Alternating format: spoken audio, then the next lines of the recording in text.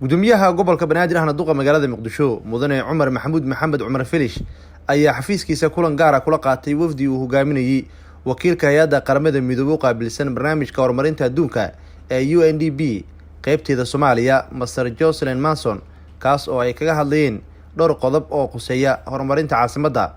Qodobada laga hadlay waxaa ka mid ahaa gargaarka dadka barakacayaasha ee ku dhaqan caasimadda, fulinta mashaariic waxtar u leh bulshada, dhismaha xarumaha danta guud, shaqo abuurka dhalinyarada iyo arrimaha la xiriira kobcinta dhaqaalaha.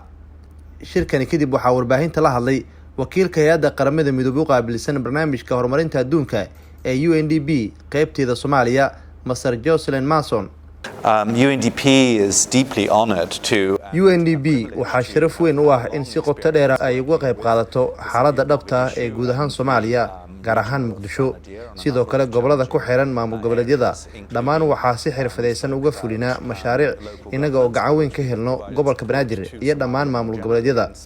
Sidoo kale waxqabadka dhalinyarada, dhanka waxbarashada, horumarinta shaqo abuurka si loo wajaho caqabadaha haysta iyo inaan idinka taageerno howlaha kale ee aad qabanaysaan sida arrimaha barakacayaasha iyo magaaleynta iyo inaan saldhigno hanaan bulshada caasimadda iyo gobolka lagu gaarsiiyo adeegyada. waxaana rajeynayaa inaan horumar ku sameyno wada shaqeynteena.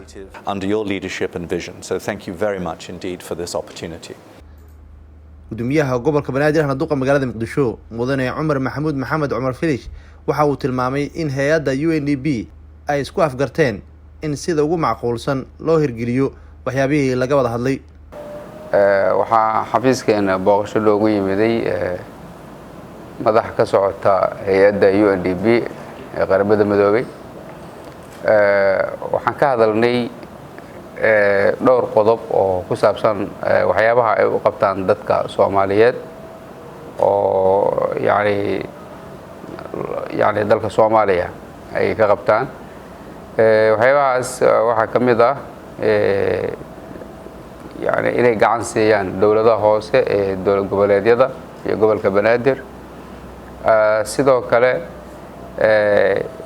inay shaqo siiyaan dhalinyaro ilaa 1,000 gaarayo oo rag iyo dumarba isugu jira, iyo dhibaatooyinka haysta barakacayaasha oo ay gacan ka geystaan, iyo dhibaatooyinka barakacayaasha laftooda lagu qabo oo ayaga laftooda aan u jeedina inay gacan ka geystaan sidii loo xalin lahaa. marka haddii qodobadaasaan mataqaanaa ka hadalnay, dhammaan qodobada laga hadlaa si wanaagsan ayaa la isula afgartay.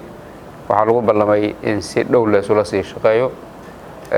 waxay kale soo jeediyeen in xarun dhul ay degaan oo xarun ay ka dhigtaan loo raadiyo maamul gobolka Banaadir u raadiyo. taasna dadaalkeeda horena waa u socday, haddana waa sii raadinayna insha Allah.